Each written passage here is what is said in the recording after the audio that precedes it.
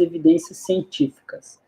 Então, do nosso papo aí com os alunos vai ser nesse assunto, e aí acho que a primeira coisa que sempre vem, né, a dificuldade de encontrar as informações, né? Então, onde é que eles vão localizar, né? Como que eles fazem a busca, né? Então, essa dificuldade inicial aí de encontrar, a ideia é a gente tentar elucidar um pouco para eles aí sobre como eles vão fazer para encontrar essas informações. E aí, né, uma coisa que sempre rola, né, das perguntas professor, procuro nos artigos ou em livros, né? Qual que seria a diferença, né? Vamos pensar em dar uma explanação geral para eles a respeito disso, né? Qual que é a diferença, né? E onde encontrar as melhores informações? O que você me diz, hein? Que na tua opinião aí, qual que é a diferença entre artigos ou livros, né? O que você me diz? Então, acho que é importante deixar claro para o pessoal, né, que geralmente o arquivo, ou eu quero dizer o livro, ele geralmente trata de um assunto um pouco mais amplo. Então, por exemplo, o livro de fisiologia do exercício, ele, né, vai explicar como o corpo funciona em termos durante o exercício. Aí você tem diferentes capítulos. Um vai falar de sistema neuromuscular, outro sistema cardiovascular, e aí ele vai se complementando, né?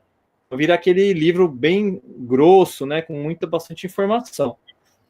Então, esse geralmente as aulas de graduação, na maioria das vezes se utilizado esses tipos de livro-texto, né, que são livros maiores e que eles concentram bastante informação, e essa informação geralmente é bem consolidada, a informação já antiga, né, que os autores, geralmente eles pegam vários artigos para escrever aquele livro, né? Então, geralmente é dessa forma que a gente segue dentro da graduação, né? Quando você vai procurar lá diferentes assuntos, né? Anatomia, fisiologia, por exemplo. Verdade. O artigo, né? Só que aí tem um problema, né? Que o livro, ele geralmente é informação mais antiga, né? Então, o cara foi lá, escreveu um artigo, publicou o artigo, e aí depois de alguns anos, um outro autor olhou para a informação daquele artigo e escreveu o livro. Então, quase que invariavelmente é uma informação já antiga, né? Não estou falando que é uma informação ruim, né? Mas antiga, né? Defasada, né? Tem uns anos defasado. Um exemplo interessante desse caso que você está falando aí, tem um artigo de duas autoras chamada Hickley Jones, né, que tem o TAF, né, a bateria de teste do TAF.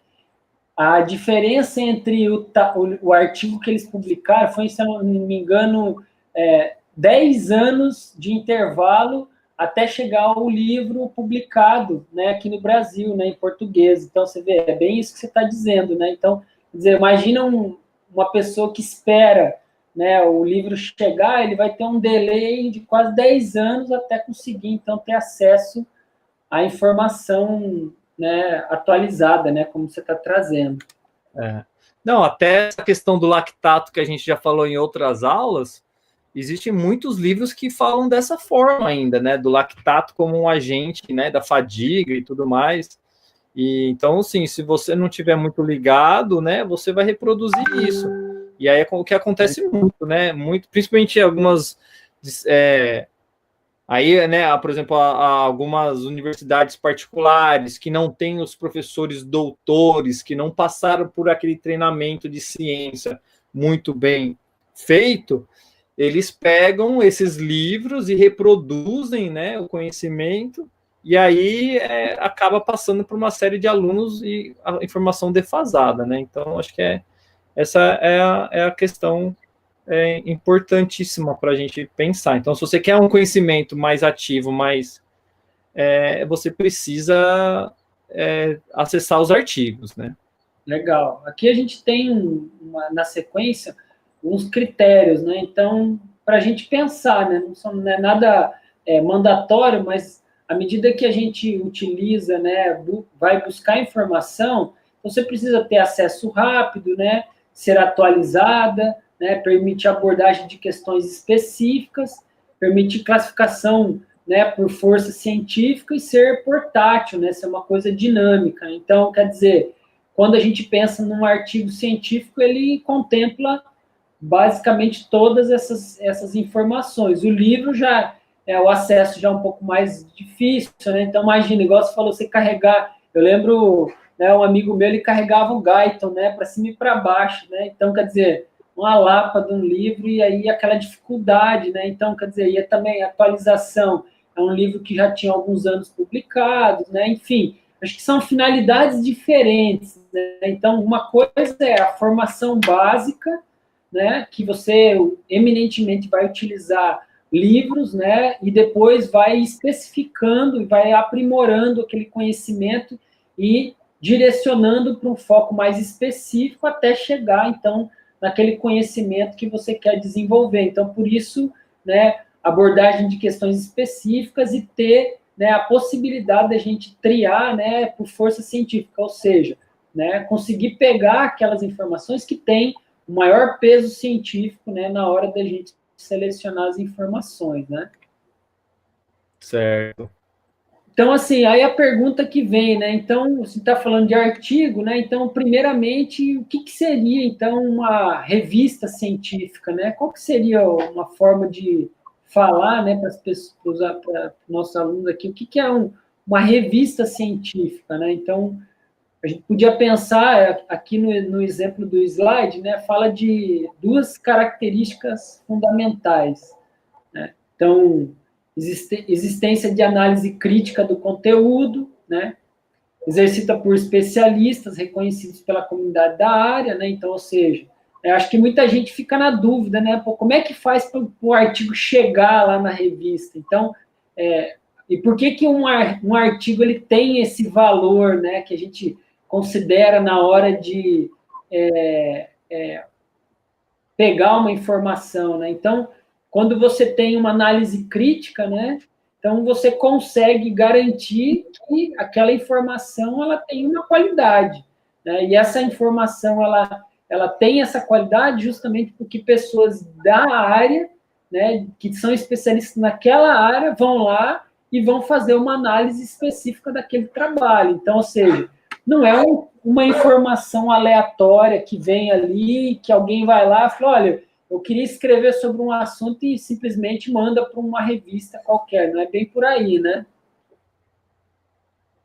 Eu acho que hoje o que você está falando, que as pessoas fazem muito, né, são os blogueiros, né, que é o que fica reproduzindo a informação e aí, assim, uma informação que a gente não sabe de onde vem, né, não tem um experts, né, analisando aquela informação, avaliando, e então, assim, e é publicado, né, tem uma abrangência muito grande, só que não tem uma análise. Será que essa informação é válida? Será que ela é robusta? Será que foi aplicado métodos de fato que, que sustentam aquela afirmação? Né? Então, esse que é o problema dessas revistas, né? Ou desses blogueiros aí, youtubers e tal, né? Que às vezes é uma menina muito bonita, um cara muito forte, né? Ah, eu quero ficar igual aquele cara, vou ouvir o que ele está falando. É claro que a experiência prática é importante, mas a gente tem que tomar muito cuidado justamente para fazer a avaliação da qualidade da informação.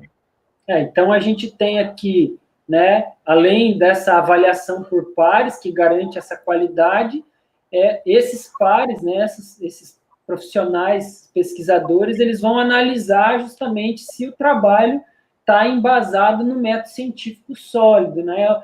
E aí, o problema que eu acrescentaria, né, nessa questão que você falou dos youtubers, blogueiros, né, é porque a gente fica à margem da interpretação de terceiros, né? Então, assim, quando o artigo vem e você lê ele e faz a interpretação do que está escrito lá, você está fazendo uma interpretação do que está escrito.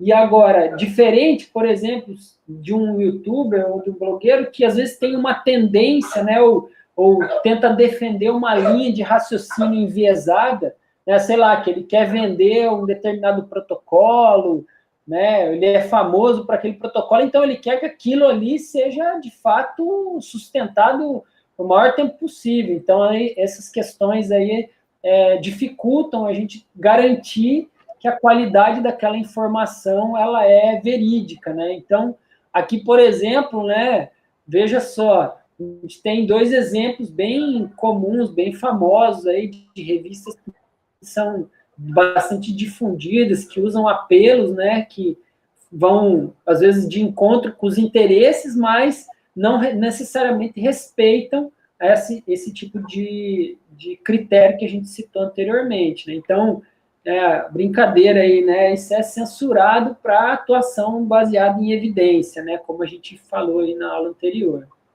Pô, mas mesmo se eu querer ficar igual o Batman, não posso, então, tem que tomar cuidado, né?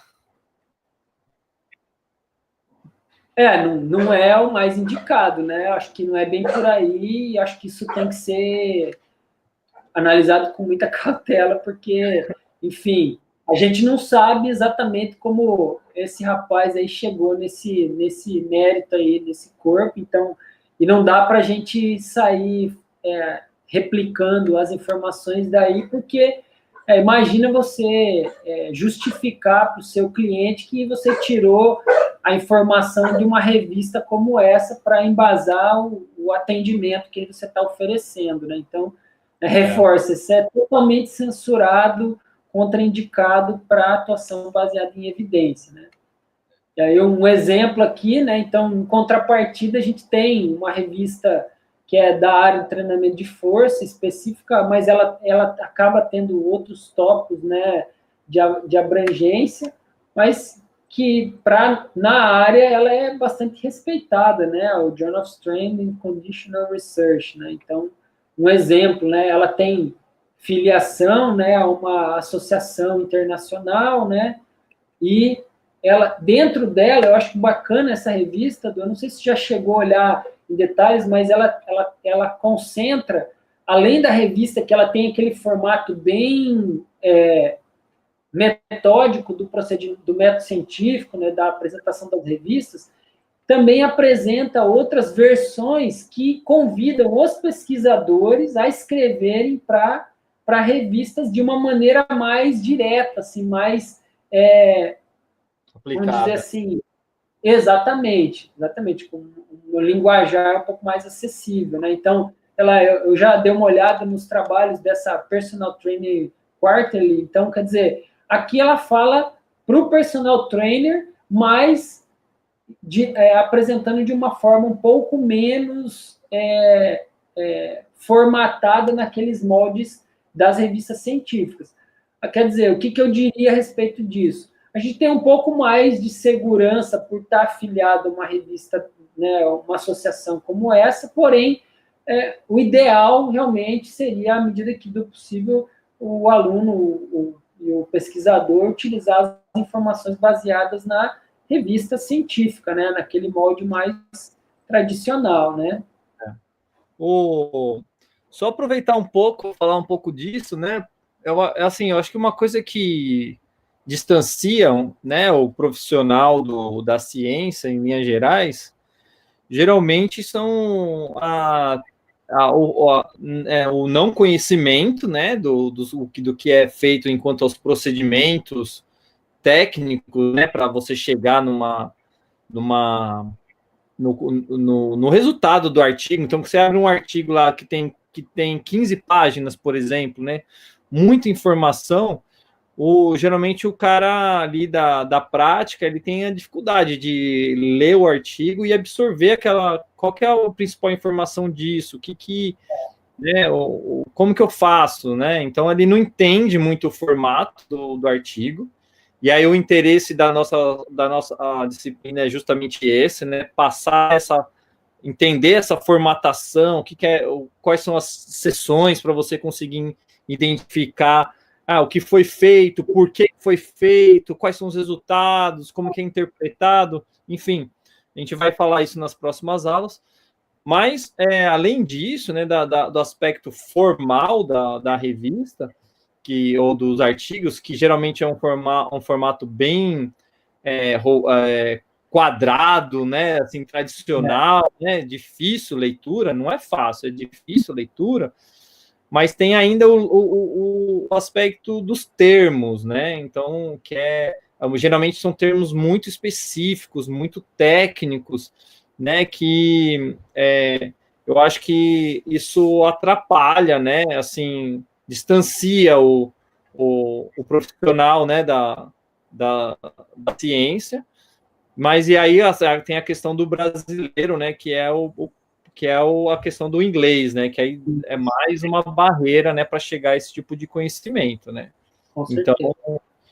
Então aí o que a gente vê, né, assim, sem citar nomes, né, mas a gente vê aí uma série de pesquisadores, professores, lá, entusiastas brasileiros que eles conseguem acessar essa informação, transformar essa informação para o público brasileiro, né? Nesses cursos de finais de semana, e aí eles conseguem fazer um bom trabalho, né? Cada um do seu modo e tal, mas né? Consegue, assim, transfere essa informação, mas pelo simples fato, porque eles conseguem acessar esse conteúdo científico e transformar num linguajar mais acessível para quem está aplicando, né, na língua portuguesa, né? Então, e aí os caras ganham bastante dinheiro com isso, né? Então, desenvolver essa ferramenta, né, aprender a fazer isso ajudaria bastante nesse sentido, né? Você conseguiria encurtar, né, esse caminho e realmente ir direto na fonte, né, sem esse intermediário, né? Sem falar que tem esses profissionais que você comentou, mas também tem aqueles que enviesam. Então, você tem que estar muito preocupado com que tipo de profissional que você está, né, buscando informação, né, para evitar qualquer tipo de problema, né? Então, né, na sequência aqui, então, tem um caminho, né, para a gente, os alunos da UFRN, eles conseguem acessar, né, a gente tem, de uma certa forma, uma certa limitação, né, aos artigos que você tenta baixar fora da UFRN, né? Então, quando você tenta baixar dentro da UFRN, você tem acesso a uma série de revistas, né? E muitos, às vezes, vão se deparar, né, com ter que pagar o artigo na hora de baixar, né? O próprio Journal of Strength que eu acabei de mostrar, né, ele é cobrado, né? Se você tentar baixar fora da UFRN, você vai ter que pagar para poder acessar. Então, existe um caminho, né, que você consegue... Eu vou deixar aqui nos slides, né, depois eles vão ter acesso, justamente para poder configurar o computador em casa e poder baixar esses artigos, né, de forma gratuita, usando o login lá da UFRN. Então, né, tem aqui todo o processo de configuração, enfim, ó, aqui a gente coloca, né, o acesso da CAPES, né, então, isso tem lá no sistema, lá no nosso login, quando a gente vê lá na página do CIGA, tem como baixar o artigo. Então, basicamente, eu coloquei aqui os passos, e aqui no final você coloca a sua senha, seu login e senha. Então, do mesmo jeito que você consegue baixar os trabalhos na UFRN, você consegue também baixar os trabalhos na sua casa, tá? Então, só para ficar registrado aqui como poder utilizar essas fontes de informação, né? Então, né, a gente tem aí várias plataformas, né, vários meios, né, de buscar os trabalhos, e uma delas, né, e aí ressaltando que para buscar artigos eminentemente em inglês, né, então a exigência de você digitar as palavras, né, que você vai utilizar para encontrar as informações, né, a gente tem aí o PubMed, né, que é uma fonte de informação bastante vasta, né, que tem a literatura mais voltada para a área para a área da educação física e áreas médicas, né, mais relacionadas à saúde, né, então uma base de dados bastante famosa e que tem muita informação aí para quem quiser procurar artigos científicos, né, nessa área, nesse campo de informação.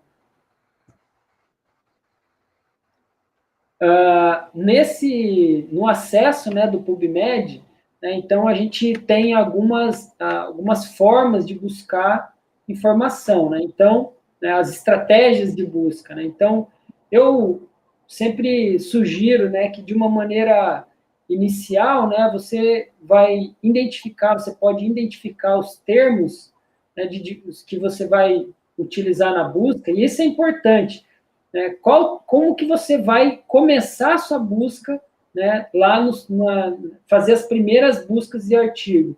Então, você fica meio na dúvida, né, que palavras, como é que você escreve lá no PubMed, né, como é que você faz para encontrar aquele artigo que você quer, porque a maioria das pessoas, quando é inexperiente, chega na conclusão que não tem artigo sobre aquele determinado assunto, né, então, aí aqui a gente tem, né, nos aspectos das estratégias, né, a gente tem os descritores booleanos, né, que basicamente quando você quer adicionar, né, palavras, então você quer, por exemplo, exercício físico, né, e, por exemplo, hipertensão. Então você vai usar o descritor booleano and, né? Quando você quer exercício físico ou treinamento de força, então quer dizer, pode ser uma coisa ou outra, então a gente tem aqui o or, né?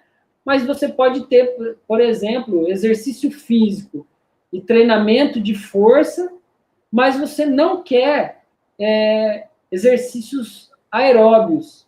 Então, você quer exercício físico, mas você quer só os relacionados a treinamento de força. Então, você vai usar, por exemplo, o NOT. A gente pode fazer depois aqui um exemplo para eles encontrarem, né? Então, a gente também tem como fonte de descritores os descritores Mesh, né?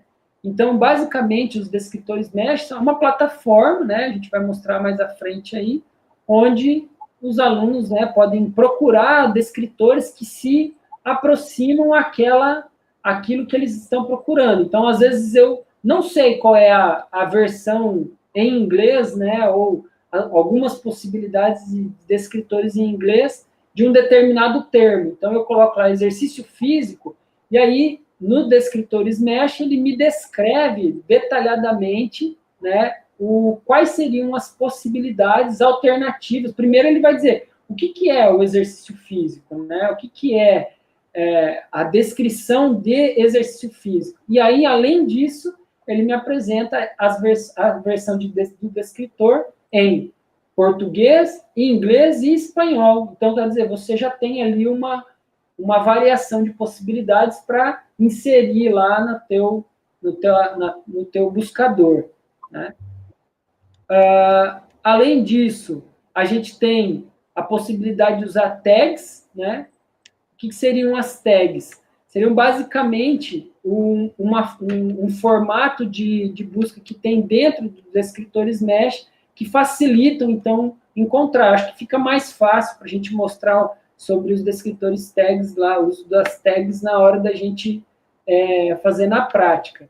E também a possibilidade de uso de termos livres, né? Então, quer dizer, se eu tenho várias palavras, né? Às vezes a gente está lendo um trabalho, às vezes você encontrou um trabalho, e nesse trabalho você vai verificar que tem lá já, por exemplo, né, as palavras-chave, né? Então, você pode ali ir captando palavras-chave de diferentes trabalhos para ampliar, então, a possibilidade de você encontrar, né, um artigo específico que você está sobre um tema, né, em questão.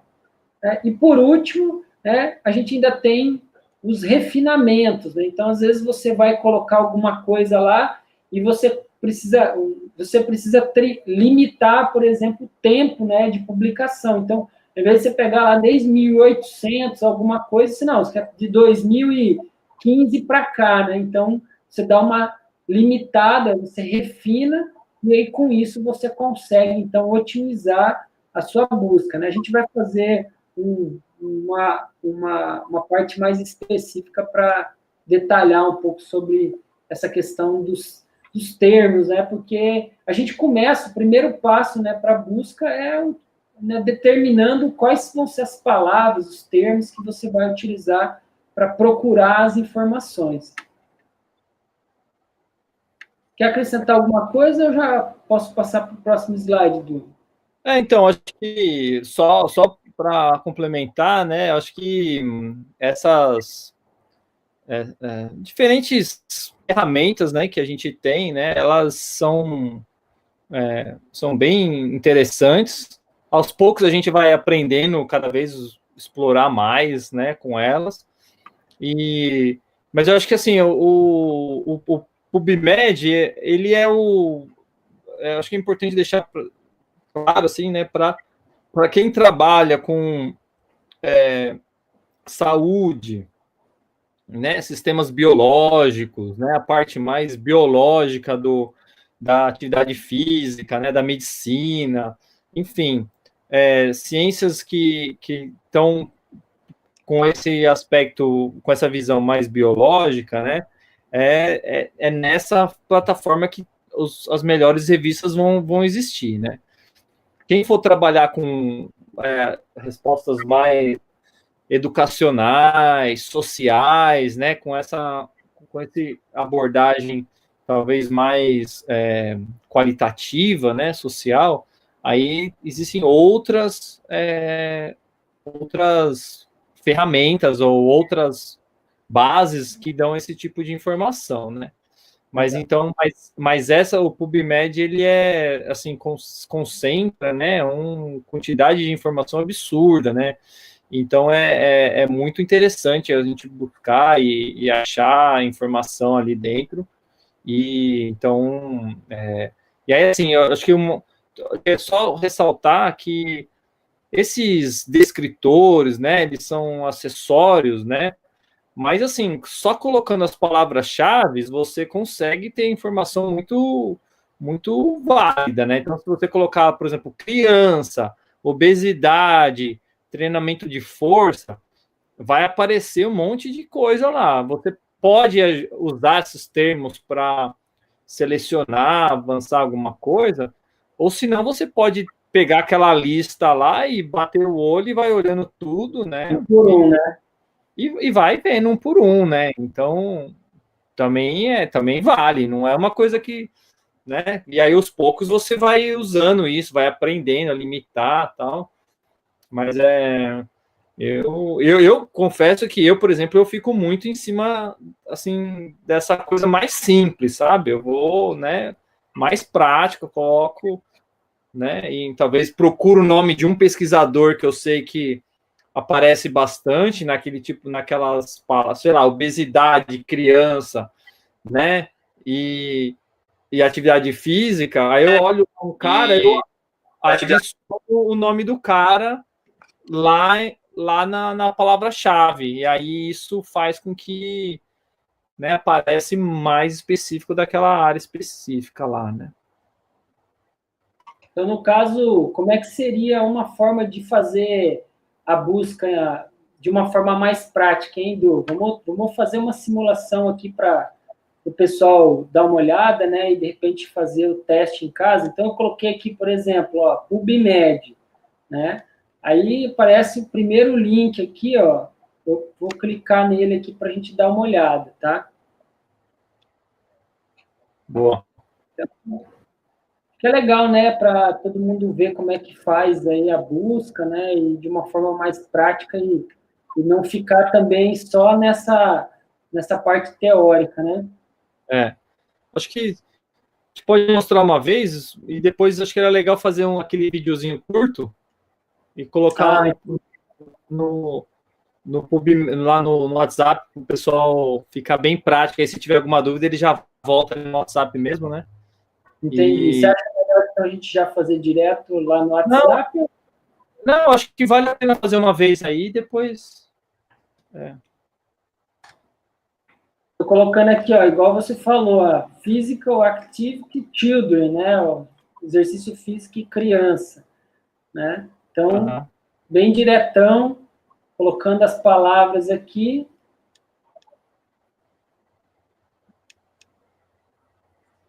Aí, como os termos são bem amplos, né? Provavelmente vai aparecer muitos artigos, né? Lá, mas 9.453 resultados, né? Então, quer dizer, tá, como você falou, né? A gente colocou aqui de forma bem ampla, né? Bem genérico, né? Então não tem muito filtro, mas dá para fazer as filtragens, né? Então, ou seja, eu posso vir aqui e colocar mais termos, né? Então, sei lá, vou colocar obesidade, né? Então, lembrar que essa plataforma ela só aceita termos em inglês, né? Então aqui, ó, diminuiu bastante a quantidade de informação, né? Sim, exatamente. Aí, né, acho que é o que as pessoas vão, o exercício, né? Vai adicionando mais palavra-chave, né? Vai ficando mais específico, vai encontrando. Né? Você está abrindo um aí, né? Aí eu coloquei aqui, então, nesse, por exemplo, no exercício que a gente pediu na aula passada, então, a ideia era pegar, né, nos autores brasileiros, né, mas a gente ampliando aquele trabalho, né, se eu olhar aqui, por exemplo, ó, o título do trabalho, os autores, e aí eu tenho o resumo, né, o abstract, e as informações aqui mais detalhadas, mas se eu quiser tentar aqui, ó, o link para o acesso completo eu consigo ter aqui no canto direito, né? Então, se eu estou dentro da universidade, a probabilidade desse acesso ao texto completo estar livre, ele é maior, né? Então, é importante a gente lembrar disso, porque em casa, às vezes, você entra numa revista, ela vai pedir para você fazer o pagamento, né, do trabalho. Então, a gente tem essa vantagem quando está dentro da universidade. Boa. Não, acho que ficou claro, né? Só uma experiência aí para mostrar como que faz. Depois a gente faz o vídeo para trazer as outras. Ajustando e colocando aqueles termos específicos, né? Uma coisa que é interessante pensar, né? E aí aqui a gente traz uma estratégia que é chamada estratégia pico, né? Qual que é a ideia dessa estratégia?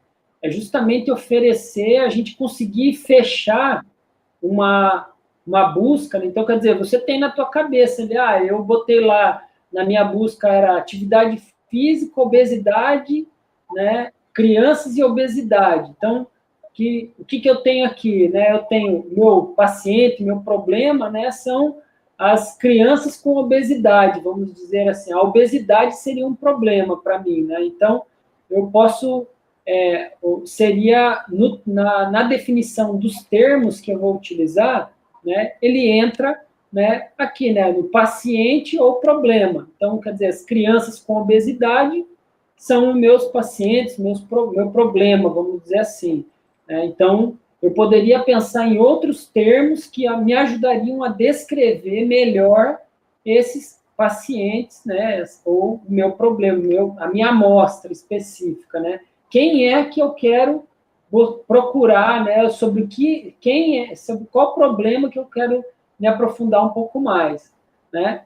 Então, na sequência, eu tenho aqui a parte 2, que é o I, né, que é a intervenção, né? Então, quer dizer, eu estou pensando em que o exercício físico, é a atividade física, é um tipo específico é um medicamento em comparação à atividade física, né? Então, quando eu estou focado, né, qual que é a minha intervenção principal? Então, geralmente, na nossa área, é relacionada ao exercício físico ou à atividade física ou um derivado específico desses dois, né? Então, aqui eu também posso detalhar mais opções a respeito desses termos que vão me ajudar a identificar a intervenção, né? Além disso, né, em muitas situações a gente tem a comparação, né, então às vezes é o controle, né, às vezes é um outro tipo de exercício, então eu quero comparar a intervenção, eu quero saber a diferença entre treinamento aeróbio e treinamento de força, né, então, no caso aqui, a comparação, né, seria o que, em relação ao que eu quero verificar, né, a minha intervenção, né? Pode ser remédio, pode ser outro tipo de exercício, como eu citei. E por fim, né? O que eu estou querendo olhar, né? Então, estou falando aqui pacientes com obesidade, mas o que eu estou querendo ver? Redução de peso, né? Eu quero ver, igual você, né, os seus trabalhos, né, desempenho cognitivo, né? Então, será que um exercício aeróbio, né, em relação ao treinamento de força, em crianças com sobrepeso, obesidade, né, vão ter diferenças, né, em relação ao seu desempenho cognitivo? Então, né, quando a gente consegue preencher esses 4 tópicos aqui, eu consigo clarear mais, deixar um pouco mais claro qual é o meu foco de busca, né? O que eu quero pesquisar. Então, ele tanto me ajuda a definir os termos para procura, quanto me ajuda também a pensar e definir melhor o meu problema de pesquisa. Então, essa estratégia PICO, ela é bastante difundida para esse fim aí especificamente. Então, a ideia, né, a gente fazer a prática, então a gente vai adicionar lá, como, né, você sugeriu, né, a gente vai colocar no WhatsApp lá alguns videozinhos de forma mais prática para vocês, então, conseguirem identificar e exercitar, né, essa busca, né? Também vai ter a atividade que vai, no final das contas, a tarefa que vai se relacionar a esse processo de busca aí. Então, né, falando, né, dando continuidade, né, onde é que nós vamos... Né? É isso, cara. Voltou aqui, desculpa aí. Ah, pronto. Desculpa, acabou dando bug que apertei alguma coisa.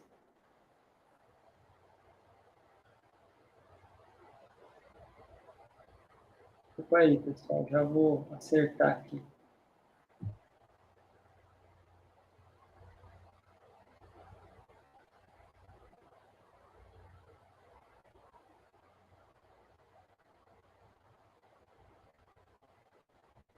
Peraí, que não estou me achando aqui.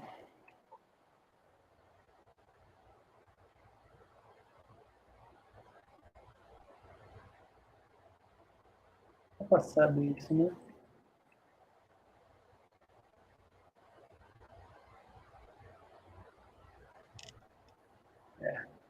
Deu um bug aqui, viu, Dom? Mas acho que a gente podia colocar lá no, talvez no PubMed, né? Ou aí no Google mesmo, mostrar como você está mostrando aí. Acho que pode deixar aí, vamos.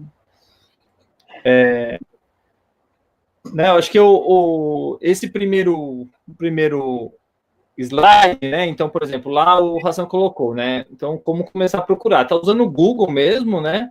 E o Google tá ficando cada vez melhor nessa estratégia de busca, porque ele não limita mais só naquele aspecto biológico que a gente falou, né? Ele pega as partes mais qualitativas, também pessoal educacional, mas dos estudos sociais. E aí, assim, aí você tem. Só que aí às vezes mistura com matérias, né? Matérias, por exemplo, de jornal, né? De revistas, né? Então, com os blogs, né? Então, assim, a gente tem que tomar um pouco de cuidado. Mas aí nesse próximo slide, né? Que tem aí né? Você fica bem claro, né? Que é uma revista científica mesmo, né? Que foi publicado no CIER, né, que é na Revista Brasileira de Medicina do Esporte, essa, né? Vamos dizer assim, você digitou lá no Google lá, lesão, corrida de rua, vai aparecer várias coisas, mas se você, à medida, por exemplo, que você encontra, né, um trabalho que você acredita ser um trabalho científico, né, você clica lá e aí você vai acessar a revista, né, o trabalho que foi, né, que estava ali no link. Então, você tem aqui, por exemplo, você se deparou com esse trabalho, né? Então, né, como é que você vai saber se esse trabalho aqui, ele é um trabalho, né, de qualidade, né? Então, no caso, a revista aqui é a revista, né, de medicina, revista brasileira de medicina do esporte. A gente vê aqui no canto direito, né? Então, uma forma, né, para saber se o artigo é bom, né? Então, principalmente quando você usa a ferramenta do Google, né? Então, aparece uma série de trabalhos, né? Então, a primeira questão é saber, poxa, será que é um artigo científico? Será que é um artigo científico de qualidade, né? Então, supondo que eu vou fazer vou testar, né? Vou tentar descobrir. Então, quando a gente entra, né, nessa plataforma, né, que é a QualisCaps, né, eu consigo identificar se essa revista é uma revista interessante. Então, basta eu colocar aqui o nome, né, Revista Brasileira de Medicina do Esporte, né, e mandar consultar, né? E à medida que eu clico lá, ele aparece esse resultado aqui, né? Então, no caso, na época, né, feita essa busca, o trabalho, essa revista era uma revista A2. Tá? Então, a gente tem justamente essa opção, né? Então, de verificar se a qualidade do trabalho é bom. Então, o que é um trabalho A2, né? Então, vamos lá.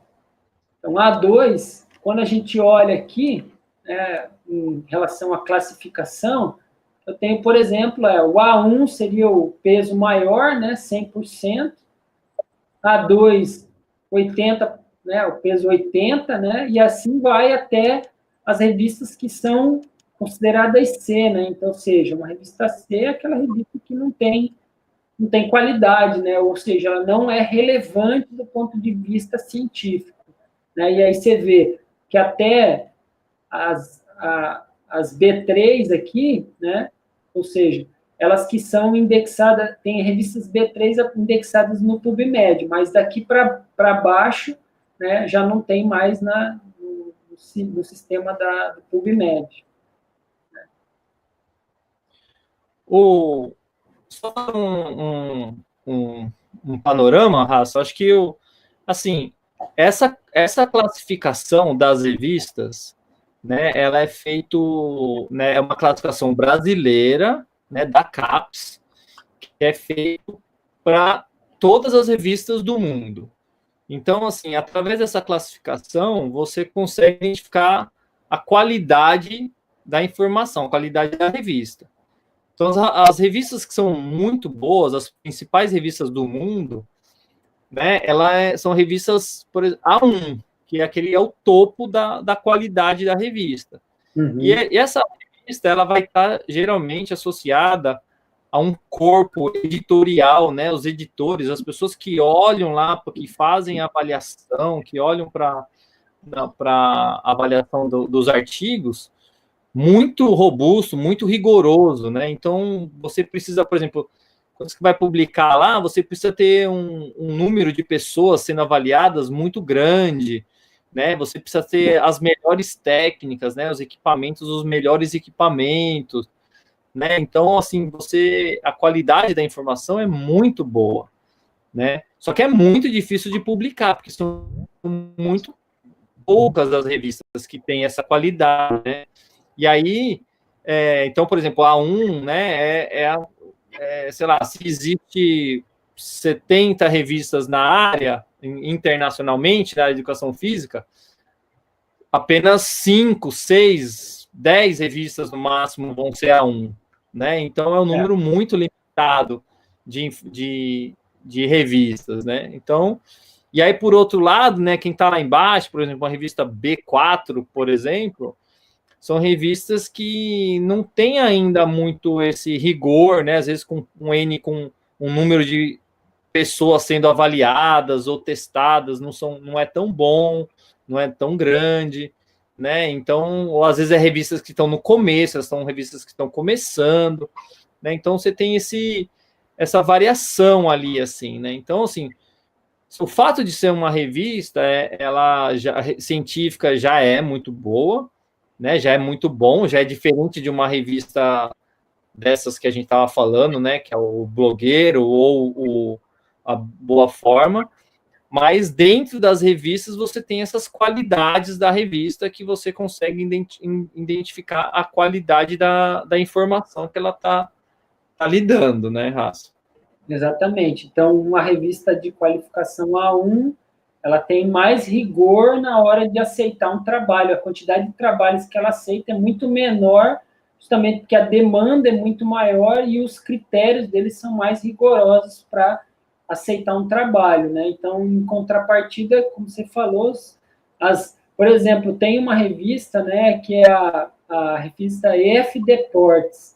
F Deportes, ela é uma revista que, se você digitar no Google, talvez seja das primeiras que vai aparecer. Eles têm uma plataforma online com muitos trabalhos publicados lá, né? Inclusive, no meu começo de carreira aí, eu fiz algumas publicações lá. Mas o que aconteceu? Com o passar do tempo, né, eles foram flexibilizando tanto a qualidade, o processo de publicação. Até lembro uma vez que eu mandei um trabalho num dia, no outro dia o trabalho já tinha sido aceito. Então, assim, eu fiquei meio assustado. Falei, nossa, não é possível que o meu trabalho era tão bom assim, né? E aí, realmente, né, não era, né? Era um reflexo do processo de seleção deles, que, na verdade, não existia, né? Era basicamente receber os artigos que eram enviados. Então, é importante a gente entender como é que é o processo de análise, né? E aquilo que a gente falou lá atrás, né? Seleção por pares, né? Imagina, né? Como é que dois, né? Geralmente, né? São mais do que pelo menos dois, né? Revisores vão ler o meu trabalho, analisar a qualidade metodológica, ver se eu fiz a interpretação certa dos resultados, para depois dar um parecer.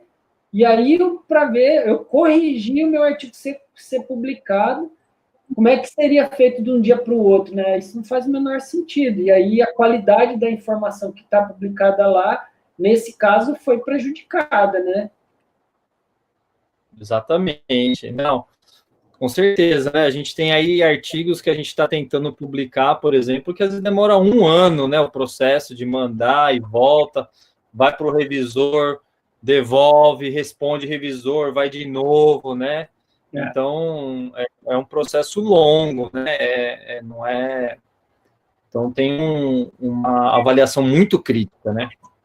E aí, dando sequência, existe no Google Acadêmico algumas ferramentas interessantes, como eu estava falando anteriormente, mas para melhorar o processo de busca, né? Então, por exemplo, né, quando você está logado, né, com o seu perfil do Google aqui, eu consigo ter, então, algumas vantagens. Então, primeiro, eu consigo acionar recomendações.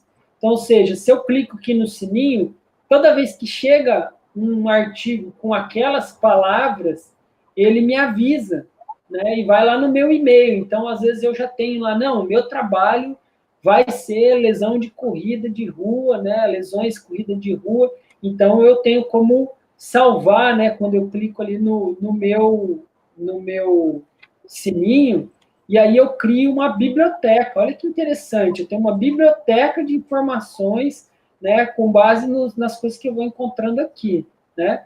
Além disso, aqui no canto esquerdo, eu consigo fazer uma triagem. Então, por exemplo, a partir do ano de publicação, né, a questão por relevância ou pela data, né? Aqui lembrando que a relevância é um critério do Google, não é necessariamente o Qualis, como a gente estava falando, né? Então, eu posso também aqui, ó, em idioma, né? Às vezes você está querendo dar uma focada, né? A primeira busca, eu quero ver o que tem em português, né? Mas você também pode ampliar para todos os idiomas, e aí você pode deixar aqui, incluir patentes, ou tirar patentes e citações, e deixar só trabalhos publicados. Então, é legal saber disso, porque você pode organizar essas buscas logo de começo, e à medida que você for achando esses trabalhos, você vai construindo a sua biblioteca e você vai acionar aqui os alertas desse termo aqui que a gente vai está descrito aqui. Então, a gente pode até, eu vou fazer um videozinho também sobre isso, para que vocês possam, de forma mais rápida, então, conseguir ter acesso a essa informação. Boa, boa. Então, dando continuidade, a gente também tem o Periódicos CAPES, né, que também é uma ferramenta bem interessante, que me possibilita. Então, muitas vezes, na busca do Google, eu encontro artigos que estão indexados aqui lá nos periódicos CAPES, né? Mas alguns não estão, e às vezes eu quero uma busca mais direcionada, né? Mais focada. Então, os periódicos CAPES são uma ferramenta que também a gente pode utilizar, né? A gente vai fazer também um videozinho específico para vocês entenderem como é que funciona aqui o periódicos CAPES, tá? Esse aqui a gente já passou.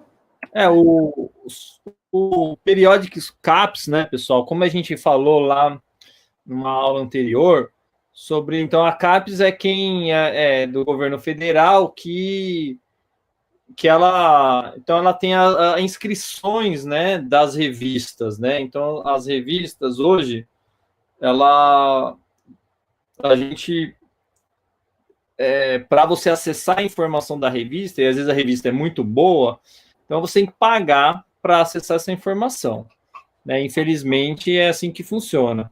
Então, aí as universidades, geralmente, antes, cada universidade escolhia as principais revistas e pagava esse acesso. Aí o governo federal ele fez um acordo, um acesso de forma que o governo federal, né, a CAPES, paga esse acesso à revista e disponibiliza para as universidades, né, sem custo. Então, e aí então foi criado esse site, né, que é o Periódicos CAPES, e aí você consegue ter acesso, né, sobre esse conteúdo, e aí bases em português, em inglês, né, enfim, então é um caminho muito, muito interessante para a gente conseguir acesso a essas informações. Bom, eu acho que a partir desses, né, do que a gente apresentou aqui, né, dá para a gente, então, ter uma noção geral, né, de como fazer. Então, a gente tem ali o PubMed, né, tem o Google Acadêmico, né, tem a possibilidade de usar o periódicos CAPES, né, então, assim, de uma maneira mais introdutória, né, mas também já trazendo algumas coisas mais específicas, a gente tem as possibilidades de busca, né, em relação às informações, e a gente também conseguiu fazer um panorama sobre a forma, né, de identificar os termos, né, então como pensar os termos, e aí a estratégia Pico, né, ela é uma estratégia interessante para a gente organizar a ideia, né, e definir os termos específicos para busca, além de, né, conseguir também fazer uma triagem em relação à qualidade das revistas. Então, você consegue lá saber se a revista é A1, A2, né, usando lá o Qualiscapes. Né? Então, acho que para, né, a gente deixar de forma mais dinâmica, né, essa explicação mais geral fica aqui nos slides, né, para vocês, e de uma forma mais específica, a gente vai fazer uns videozinhos mostrando, né, como foi o que o professor Eduardo mandou anteriormente lá no grupo, para vocês usarem, né, essas ferramentas aí na prática. Você queria de complementar alguma coisa, Edu? Eu acho que é isso mesmo, né? Eu acho que é, assim, ter uma noção geral, né? Acho que vale a pena destacar, pessoal, né? Eu até estava olhando aqui rapidamente, né? Os números atualizados, mas, assim, ó, para vocês imaginarem, 95% de todos os artigos publicados no mundo, 95% de todos os artigos publicados no mundo são em língua inglesa, né? Caramba. Então, vocês podem imaginar, desses 95, você tem aqui 1% que é em francês, 1% que é em alemão, 0,3 em espanhol, 0,3 em japonês e, tipo, sei lá, 0,1% que é em português. Ou seja, se você for fazer buscas em palavras em português, você vai estar limitado a esse 0,1% da quantidade de informação disponibilizada no mundo, né? Então é muito pouco, né? Imagina só, né? Que você está se limitando a limitação que você está tendo. Então, quando você consegue, então é melhor você traduzir a língua, né? Traduzir em inglês as palavras, busca em inglês os artigos e aí depois você faz esse, né? Usa um tradutor, dá um jeito de dessa forma você não fica limitado a 0,1% da quantidade de artigos do mundo. Tá bom? Então, hoje tem a ferramenta, né? O Google Tradutor está bem evoluído, né? Então, não tem nem como dizer que não sabe, né? Acho que é muito tranquilo de fazer a tradução. Né? Tem até umas ferramentas mais aprimoradas, né? Do Google Tradutor, que ele traduz para você o artigo inteiro, né? Então, acho que dá para dar uma boa encaminhada aí em relação a busca e definição de palavras específicas para você fazer essa busca, né? Boa. Bom, então acho que a gente vai colocar a tarefa lá também, né? Depois no SIGA, né? Vamos explicar certinho como que vai ser, mas vai girar, obviamente, em cima desse conteúdo de buscar os artigos. E aí depois a gente vai dando sequência aí nas próximas aulas. Colocando os vídeos lá. Valeu. Valeu, um abraço a todos aí, e a gente está, né, disponível aí lembrando, o WhatsApp, tal, a gente fiquem à vontade. Até mais. Valeu.